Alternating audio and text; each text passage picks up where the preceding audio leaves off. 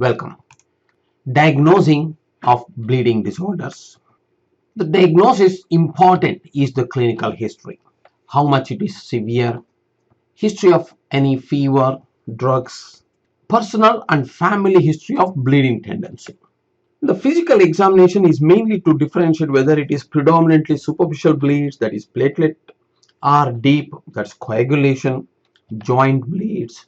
And the laboratory investigation, the most common, is a complete blood count including platelet count and then a PT and a PTT. The sample is usually sent in the sky blue cap container, which is sodium citrate, which binds the calcium and halts all coagulation process. So it preserves all the coagulation factors as it is. Also, urine and stool examination for occult blood, factor assay, platelet function test, bone marrow, they are rare and specialized investigations. The basic test for bleeding disorders is the timings.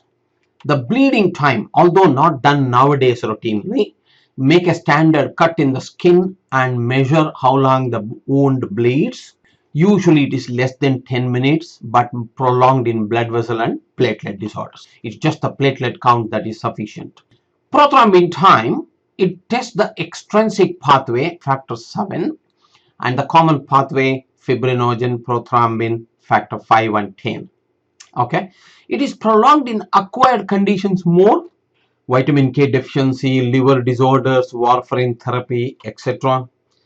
And because this test uses an animal protein, the brain extract, as the tissue factor, so the different laboratories use different commercial brands to make the measurements standardized. We use a correction value known as international normalized ratio. So INR is nothing but standardized PT value.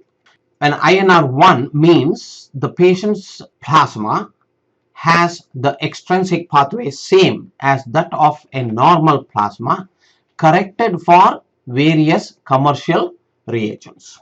Partial thromboplastin time, PTT or APT, it tests the intrinsic pathway, the factors 8, 9, 12 and the common pathway.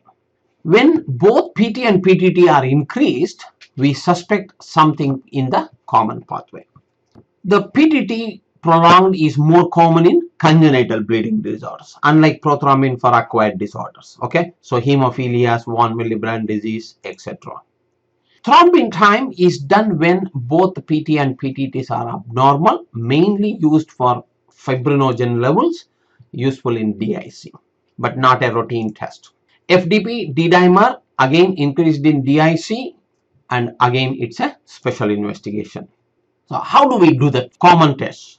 For both PT and PTT, we take patient's plasma which is preserved in sodium citrate, which blocks all the calcium. So all the coagulation factors are in its original non-activated state. And then we add tissue thromboplastin to start a PT test, incubate it, and then add the calcium. Immediately the extrinsic pathway is activated and the time is measured for the clot formation. So that's the clot and that's the liquid plasma. Manually when we were using, but nowadays we use all automated machines. So just note that it's the time from adding calcium to the formation of clot. PTT test, we use cephalin or kaolin, which activates the surface factors, and then we add calcium and start the stop clock, and the time taken for the clot is measured as PTT. Now, to differentiate deficiencies from coagulation inhibitors, so whenever a test is abnormal, prolonged PT or PTT, we take 50% normal plasma and patient plasma, mix it and redo the investigation. If it gets corrected, that means the normal plasma has provided the deficient factor. If it is due to an inhibitor, the inhibitor would inhibit even the normal plasma and it remains prolonged. Then we suspect inhibitors. Okay, that's all. Just to know whether it is a real deficiency of a factor or a inhibitor. Inhibitors are more common in thrombophilia, that is excess coagulation. Now briefly, thromboelastogram. Now this is a quick test before or during major surgery, open heart surgeries. Test measures timing and the clot, and the result is usually shown as a line diagram of the clot formation. So that's the beginning time, the formation of the clot and the shape of the clot. And after the clot lysis. So the shape of the clot determines the quality of the clot form, the duration of the clot. So a normal tracing would look like this. A fibrinolysis, excess fibrinolysis as in DAC would look like this. Hypercoagulability would look like this. So most of the disorders we can diagnose in this in a quick test. Okay, so thromboelastogram briefly. So summary of laboratory findings in common hemostatic disorders.